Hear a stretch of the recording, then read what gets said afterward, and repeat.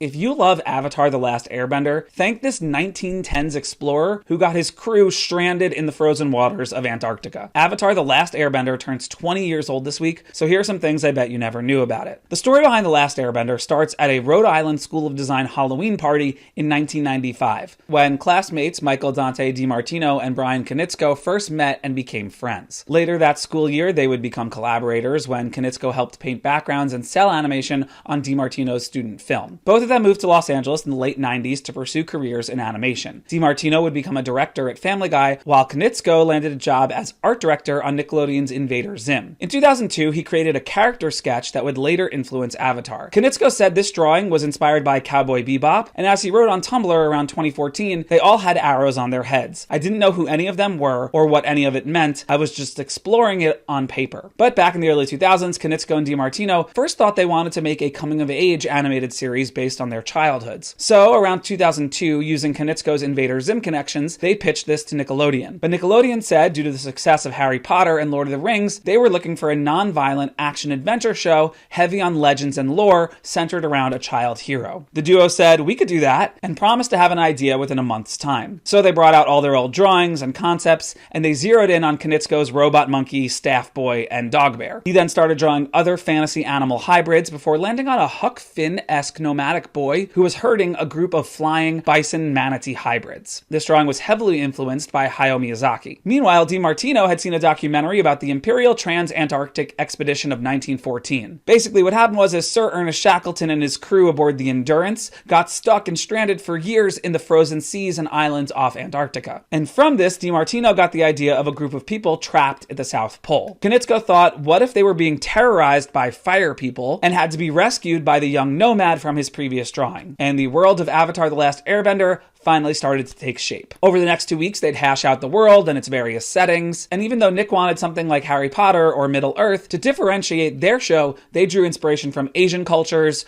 martial arts, yoga, anime, and Hong Kong cinema. They developed concept art at this point for Aang, Katara, and Sokka, plus a full rundown of character descriptions, locations, and a full story arc. They envisioned it having 3 total seasons. And then they brought their concept back to Nickelodeon, who loved it and gave the show a green light for a pilot. In 2003, they made a presentation pilot that initially never aired. It was written by DiMartino and Konietzko and directed by Dave Filoni of Star Wars fame. Mitchell Musso voiced Aang in this pilot, but was later replaced by Zach Tyler Eisen in the full show, and Katara's name was Kaya in this pilot. It was finally released to the public on the Season 1 DVD in the US January 31st, 2006, with an audio commentary from the creators. After that first pilot, Nickelodeon then gave the show a full series order. They brought on Aaron Ahas as head writer. He had previously worked on Mission Hill and Futurama, and a writer's room that included Nick Malice, John O'Brien, Matthew Hubbard, James Egan, Ian Wilcox, Tim Hedrick, and Elizabeth Welch. Dave Filoni also stayed on board and directed 8 of Season 1's 20 total episodes, while Jeremy Zuckerman and Benjamin Wynn were hired to do the music and sound design. For the animation style, they knew they wanted the show to be inspired by Japanese anime, and they actually reached out to a number of animation studios in Japan to partner on the series. But no Japanese studio wanted to work with them, so instead the animation was handled by Korean studios, DR Movie, and JM Animation Company. So therefore, this show is technically not anime. DiMartino later explained, we wanted to do a love letter to anime. There are a bunch of notable actors in the voice cast, including Arrested Development's Mae Whitman as Katara, Dante Basco, aka Rufio from Hook as Zuko, D. Bradley Baker as Appa and Momo, Mark Hamill as the Fire Lord Ozai, and for Commander Zhao, the creators wanted someone as menacing as Jason Isaacs in The Patriot. So they thought, well, let's see if Jason Isaacs, who also played Lucius Malfoy, would actually do it, and he agreed. To develop the show's art style and Asian influences, they brought on cultural consultant Edward Zane and Chinese calligrapher Xu Lung Li.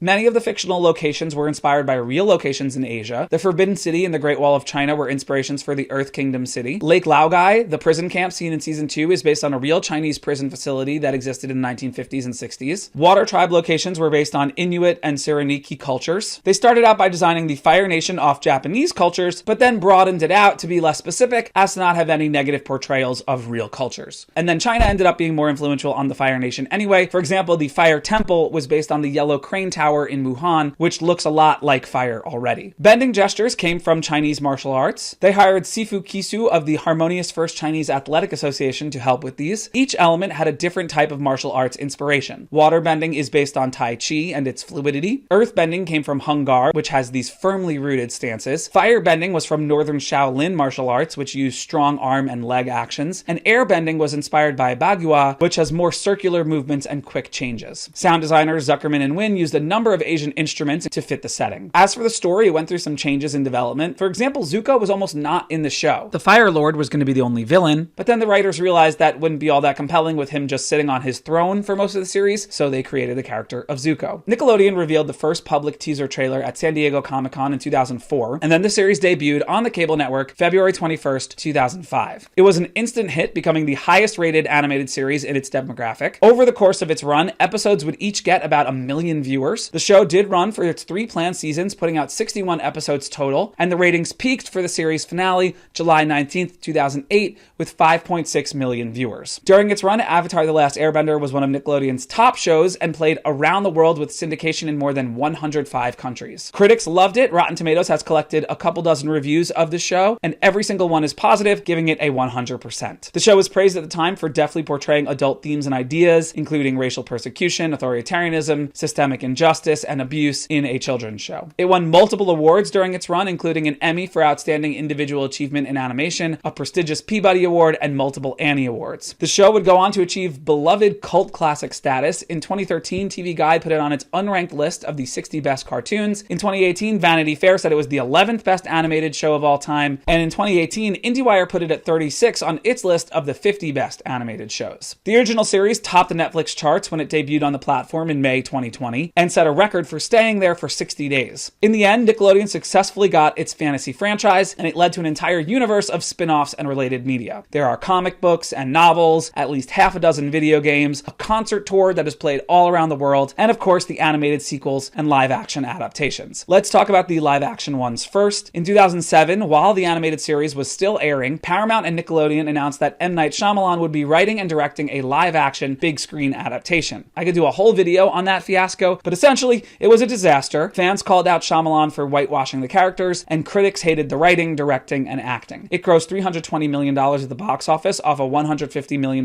budget, but only eked out a 5% from critics and 30% from audience members on Rotten Tomatoes. It would win 5 Razzie Awards, including Worst Picture, and some have called it one of the worst movies ever made. And then Netflix, years later, would make a live-action Avatar: The Last Airbender series. DiMartino and Konietzko were first on board as producers and showrunners, but then left the project over creative differences. Albert Kim then took over, and Netflix dropped the first season in 2024 to mixed reviews. But it had decent enough viewership to get a 2-season renewal. James Tsai, who voiced the Cabbage Merchant in the animated series, is the only actor to reprise his role in live action. And then on the animation side, DiMartino and Konietzko created the 2012 sequel series, The Legend of Korra, which is set 70 years after the original series. It ran for 4 seasons, totaling 52 episodes. In 2021, Nickelodeon announced the creation of Avatar Studios, co-chaired by DiMartino and Konietzko. Its first project will be an animated sequel movie, Aang the Last Airbender, which will follow the original series characters into their young adult years. It's heading for a theatrical release January 30th, 2026. And then in February 2025, 20 years after the original series debut, Nickelodeon announced a sequel series, Avatar 7 Havens, is in the works. It's going to have 26 episodes across 2 seasons, and it's set after The Legend of Korra.